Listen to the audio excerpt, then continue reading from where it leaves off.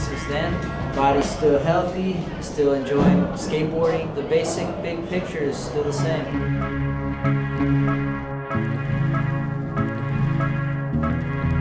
It just depends on what type of trip it is, you know. Usually if it's like a contest trip or a demo trip, I don't really get any street skating in.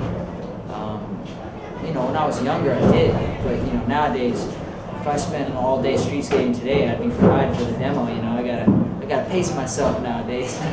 But as far as, you know, when we go on film trips, of course, you know, I love going to new cities and skating new spots and being inspired by what they have. So for me, they're just two separate things. Like, it's either I go on a trip strictly for street skating and filming, or it's strictly for demos or a competition.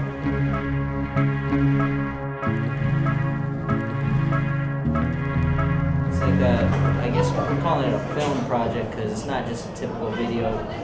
It's more about telling the story of skaters and why we skate and travel the world and met skaters from all over the world, and kind of trying to convey the brotherhood between skaters all over the world. And here we are in London. I come from LA, and the passion is just the same everywhere. It's really like any and everybody. Some guys who don't have any sponsors who we met along the way. Some guys who you know, ride for Mountain Dew. It's really a collective of skateboarding as a whole.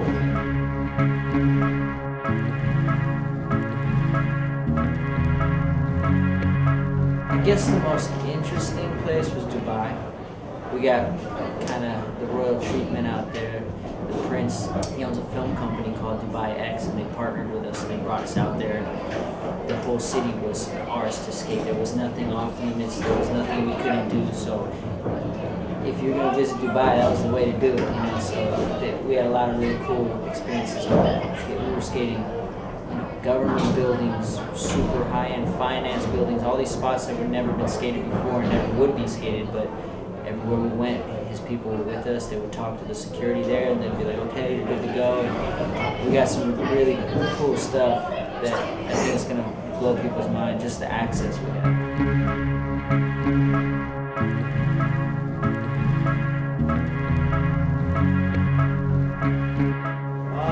I think it's where skateboarding is at right now is where it was destined to go. It's just the natural progression. As much as I have huge nostalgia towards like the day of like putting out, you know, full-length team videos and waiting a couple of years in suspense for that. Unfortunately, that model just really isn't the way it goes anymore. You know, content is just coming out so fast every day, thanks to YouTube and thanks to the internet and social media. It's just sped things up, but I think that's also a great thing because it's gotten more kids into skateboarding. It's given more kids new opportunities to get noticed, to get seen.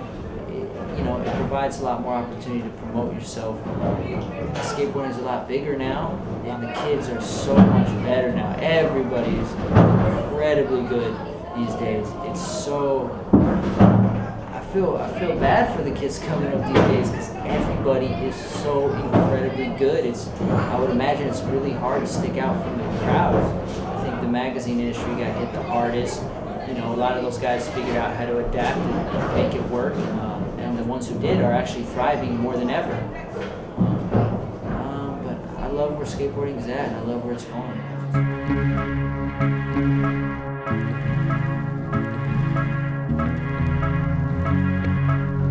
It is. There's definitely been a shift in the kind of the climate.